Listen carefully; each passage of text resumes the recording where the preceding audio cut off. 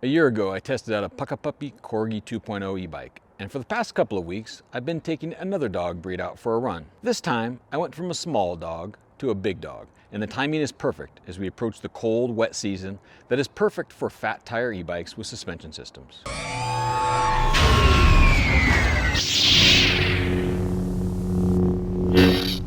Hello everybody, this is Matthew Miller, otherwise known as Palm Solo, and thanks for visiting the Mobile with Matt YouTube channel. Please subscribe for more reviews and to support this channel. And if you enjoy the content, share it on your social networks too. And please leave me feedback. Constructive feedback is great. I'm trying to make things better for you. Now, it's been a couple of months since my last video due to a couple of deaths in the family, but things are getting back on track again. And I have several videos planned for the rest of this year and into 2026. The kind folks at Puckipuppy sent along the Labrador Pro e-bike for testing, and it's a bike that is perfect for my size and outdoor adventures. Let's first unbox the bike, and then I'll get into the details and my riding experiences. The Puckipuppy Labrador Pro arrived in a box that weighed about 100 pounds. The bike itself is about 85 pounds, but it included a lot of accessories. Puckipuppy sent along the Great Value Pack, which is priced at $399.99, but is available for free at this time. It included a rear rack, a bike cover, an air pump, a water bottle holder, bike fenders, rear view mirror, cable lock, and a phone mount. All of that was included. And of course, I followed the directions and made sure the first step was to put on the handlebars, and then the front wheel and tire, of course, which is pretty typical for a bike of this size. And then interestingly, I had to attach the kickstand, which was useful for setting up the rest of the bike. After attaching the kickstand, it was time to make sure the pedals were on, the seat was on and in position, and then install the front light, the front headlight, the fenders, tighten everything up, and then also put on the rear fender, the rear rack, and many other accessories. This bike actually took me about 39 to 40 minutes to assemble, which is a little bit longer than most bikes, but once it all came together, it was well built and sturdy and ready to go. As you saw in the unboxing, Puckipuppy sent along the Labrador Pro in the cool plating gray color. It's also available in orange, lime camouflage, and metallic gray. The MSRP on the bike is currently $1,549.99, but I'll talk about pricing later in this video. As you also saw in that unboxing, it took quite a bit of effort to put this bike together. There wasn't that much that was assembled. I had to put the front wheel and tire on, the fenders, the pedals, the kickstand, the basket, the kickstand, the rear rack, the lights, and many other things. So it took me quite a while to assemble this bike.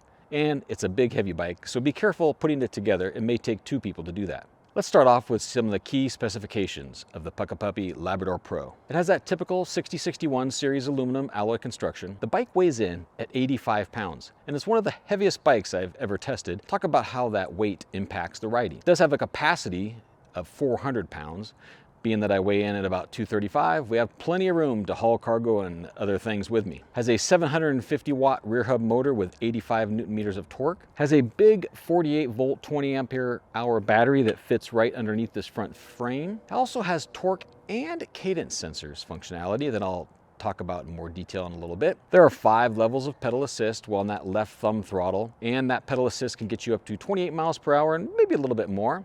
That throttle is limited to 20 miles per hour, so this is a class 3 e-bike, and that has an advertised range of 40 to 80 miles. On the front, we have 110 millimeter adjustable front suspension. The rear suspension is provided by a mid-body shock absorber here. Has hydraulic disc brakes with 180 millimeter rotors, 26 inch by 4 inch fat tires, a Shimano 8-speed shifting system, front and rear lights, with the rear serving as a brake light, and it also has turn signal indicators. Has a vibrant color LCD display, and the controller over on the left. Looking at that controller in a bit more detail, there are 5 different buttons on the controller.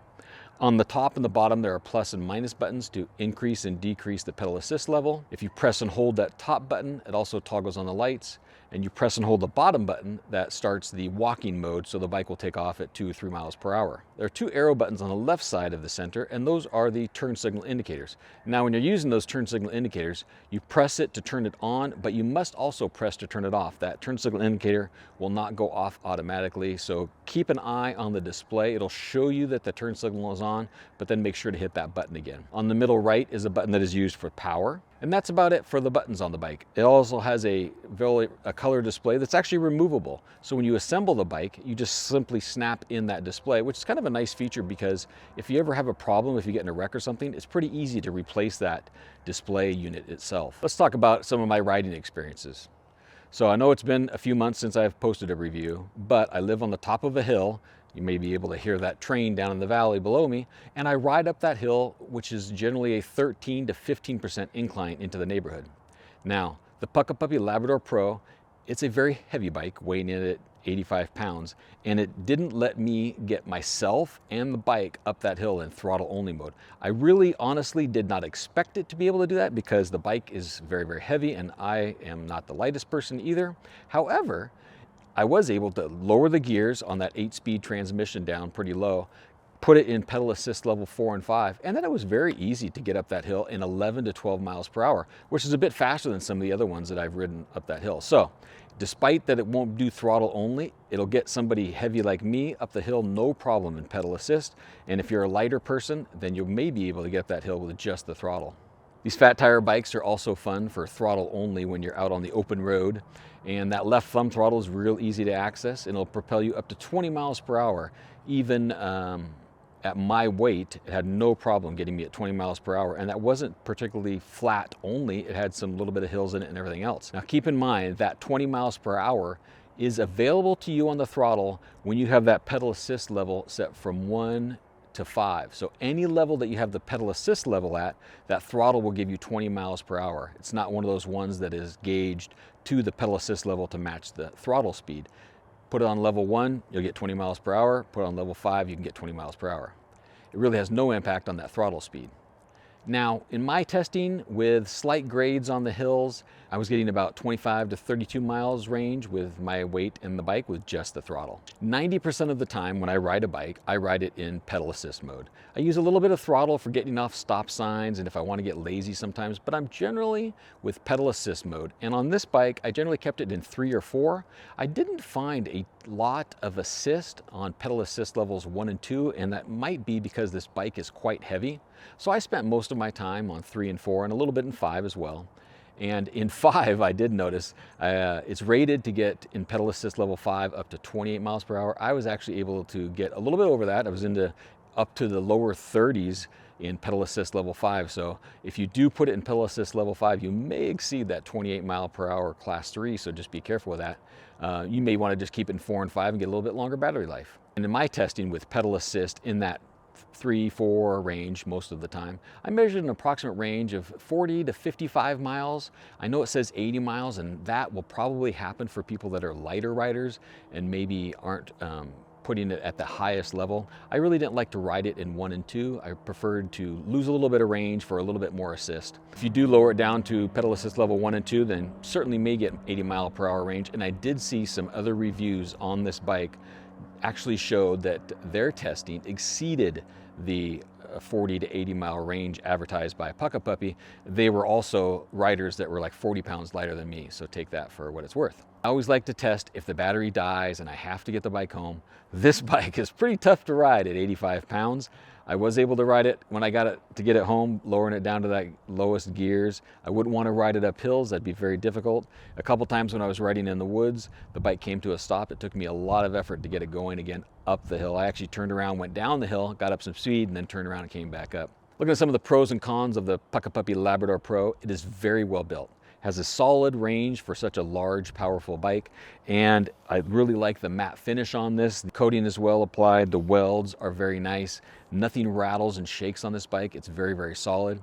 It is also a very comfortable bike to ride on the rough terrain with the fat tires, the dual shock system, and a very comfortable plush seat. It's actually almost maybe too plush if you want to pedal a lot, but if you're going to be throttling or cruising around or you're on rough terrain, that saddle really does help. Now, earlier I talked about this bike having a torque sensor and a cadence sensor. It wasn't really clear to me how to transfer between torque and cadence sensors. I do notice that the display changed a little bit when it showed power on there and eco, so I didn't really know what that meant. I asked the folks at Puckipuppy, and they say that the torque sensor is active when you first start pedaling, so it doesn't take off or surge, which is really important for a fat tire bike. I've had fat tire bikes in the past that had cadence sensors only, and I would put a little bit of pressure on there, and boy, that bike would just take off. So it starts out with a torque sensor, so it's giving you putting in the power when you put it down. So you're able to manage that. It's a very smooth start. And then when you get the bike moving up to speed, it shifts into cadence mode.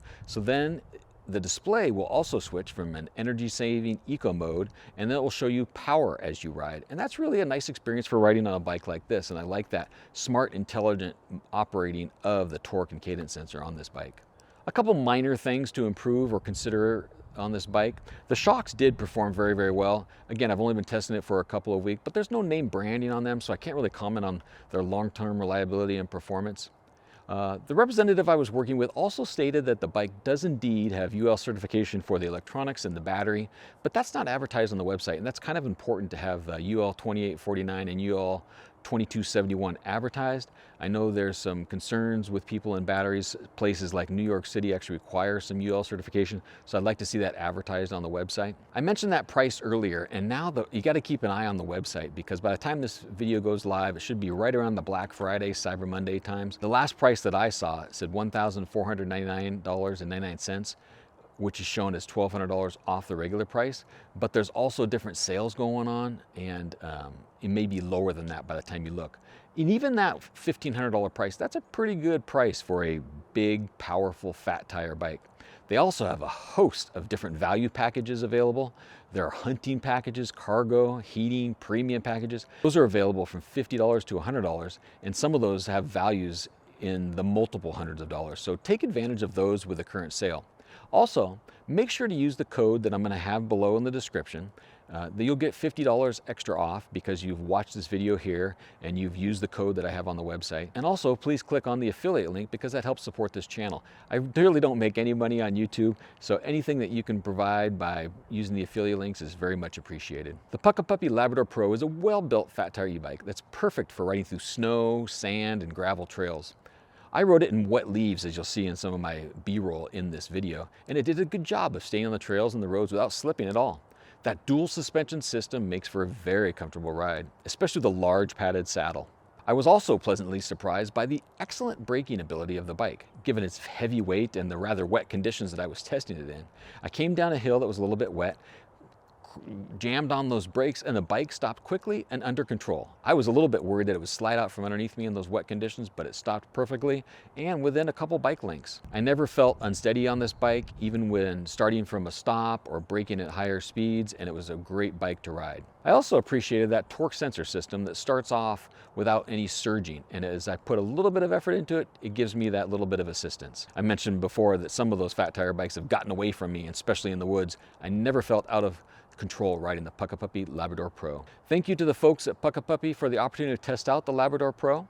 I appreciate that, and hopefully that I can try out some other Puckipuppy bikes in the future. Thank you all for watching. Please subscribe and share and interact with me here. Stay tuned for more coverage of e-bikes, wearables, and other mobile technology. And may the mobile force be with you.